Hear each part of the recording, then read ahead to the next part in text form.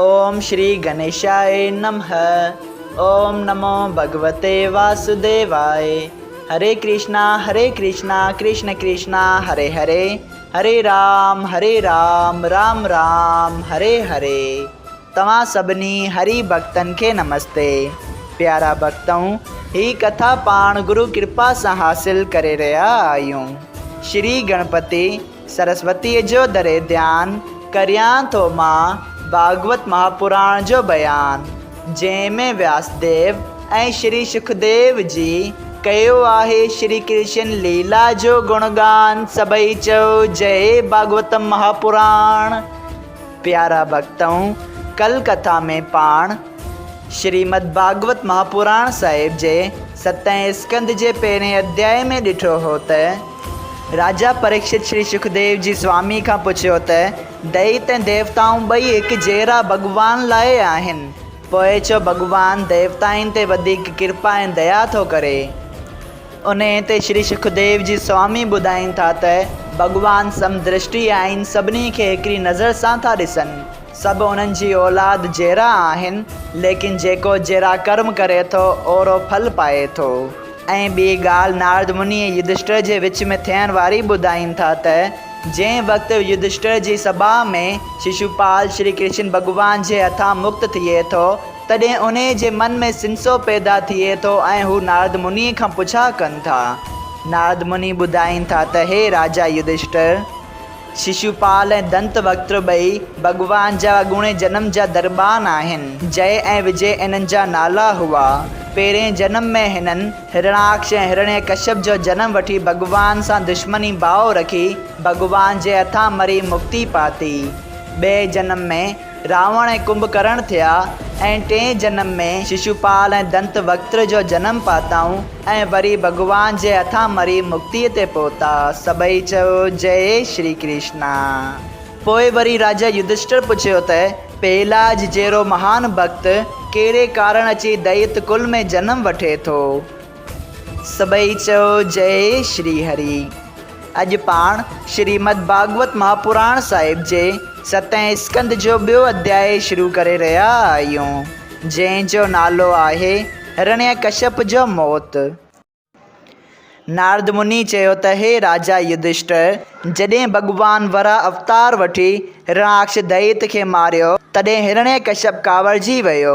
संदसि अखियुनि मां बाहि जा ओला थे निकिता ऐं हिन पंहिंजे साथियुनि दैतनि खे चयो त हे बपरचती ऐं सतभाऊ ऐं ॿिया सभई दैतऊं, मुंहिंजा वचन ॿुधो त देवताऊं जे मूं खां नंढा आहिनि तिन श्री कृष्ण भॻवान खे दतारे मुंहिंजे भाउ हिरणाक्ष खे मारायो अथनि। नारायण जी अॻ में निरपक्ष हो, पर हाणे ॿारनि वांगुरु अज्ञानी आहे, जेको उनखे वेनती थो करे तंहिंजी मदद थो करे। तंहिं करे मां हाणे हिरणाक्ष जे नाले ते पाणी न ॾेई विष्णु भॻवान खे पंहिंजे त्रिशूल सां मारींदसि। तॾहिं सभई देवताऊं मौत जे डप खां ऐं मुंहिंजे डप खां पाणे ई भॼी वेंदा। उन करे तव्हां उन्हनि जे पार पटण लाइ ही तजवीज़ करियो त जंहिं जॻह ते ब्रह्मण ऐं रखेश्वर खे यज्ञ ऐं हवन कंदा ॾिसो त उन्हनि जो यज्ञ बिगाड़े छॾियो, ऐं जिते जिते गायन ऐं ब्राह्मणनि खे ॾिसो उते उन्हनि खे मारे छॾियो। दुनिया में कंहिंखे बि यज्ञ जप तप ऐं होम वग़ैरह भॼन वग़ैरह न करणु ॾियो। इहा ॻाल्हि ॿुधंदे ई दैत सभ का जाइ ॻोल्हींदा ॻोल्हींदा गऊ ब्रह्मण ऐं रखेश्वर खे मारणु लॻा।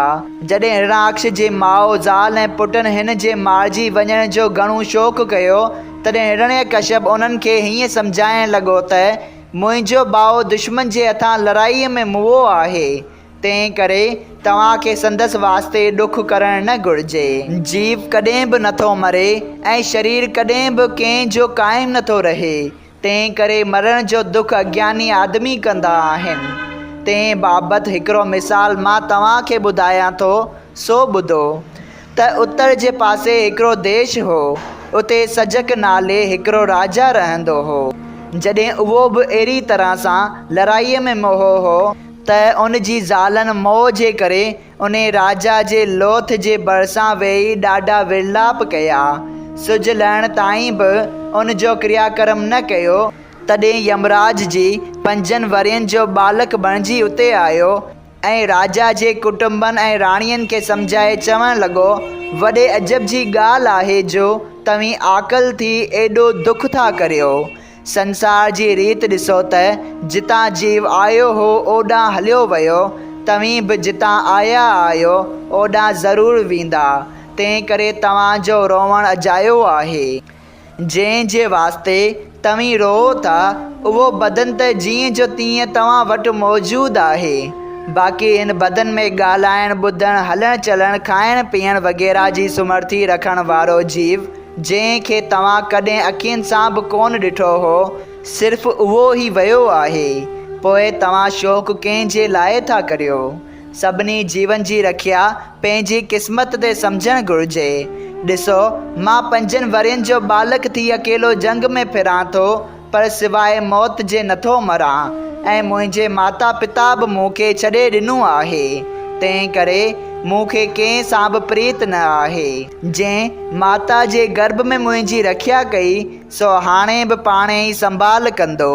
जहिड़ी तरह को माण्हू वणु पोखींदो आहे त उन जी निगहबानी बि संदसि ज़िम्मे आहे, तहिड़ी तरह श्री नारायण जी सभिनी जीवन जी पालना ऐं संभाल करे थो।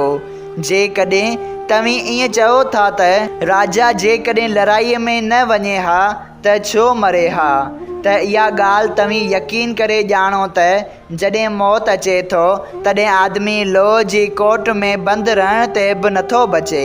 जहिड़ी तरह घरु ठहे थो ऐं कुझु अरसे बाद ढही थो वञे, तहिड़ी तरह ही शरीर जुड़ी ठहे बि थो ऐं वरी नास बि थो थिए ऐं सदा क़ाइमु रहणो न आहे। ऐं जीव आत्मा सदाईं अमर रही आकाश समान रहे थो।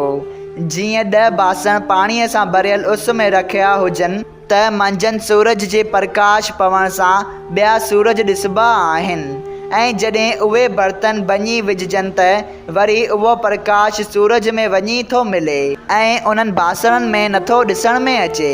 जीअं उन्हनि बासणनि जे भॼण करे सूरज जो नास नथो थिए, तीअं हिन जीव खे बि सम्झणु घुरिजे। जीअं बाहि काठीअ में ॾेखारे नथी ॾिए, तीअं ई ॻाल्हाईंदड़ जीव शरीर में रही बि ॾेखारे नथो ॾिए। जेसिताईं इहो जीव आत्मा शरीर में हो तेसिताईं राजा जीअरो हो। हाणे तव्हांखे जेतिरो वणे ओतिरो रहो, बल्कि पंहिंजा प्राण बि खणी ॾियो त बि उन सां मुलाक़ात थी नथी सघे। कर्मनि जे फल अनुसार ख़बर न आहे त उहो जीव केॾांहुं हलियो वियो।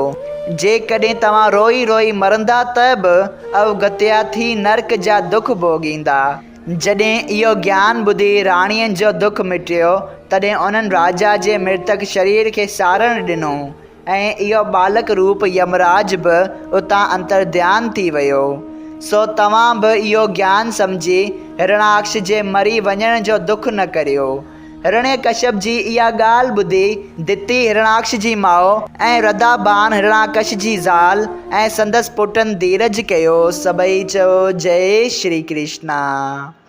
श्रीमद् भागवत महापुराण साहिब जे 7हें स्कंद जो ॿियो अध्याय संपूर्ण थियो। अगरि तव्हां सभिनी हरि भक्तनि खे हिन कथा मां लाभ हासिल थियो हुजे त कृपया हिन कथा खे ॿियनि हरि भक्तनि सां शेयर कजो त उन्हनि जो बि भलो थिए ऐं तव्हांजो बि भलो थिए। सभई चयो जय सिया राम। राधे राधे।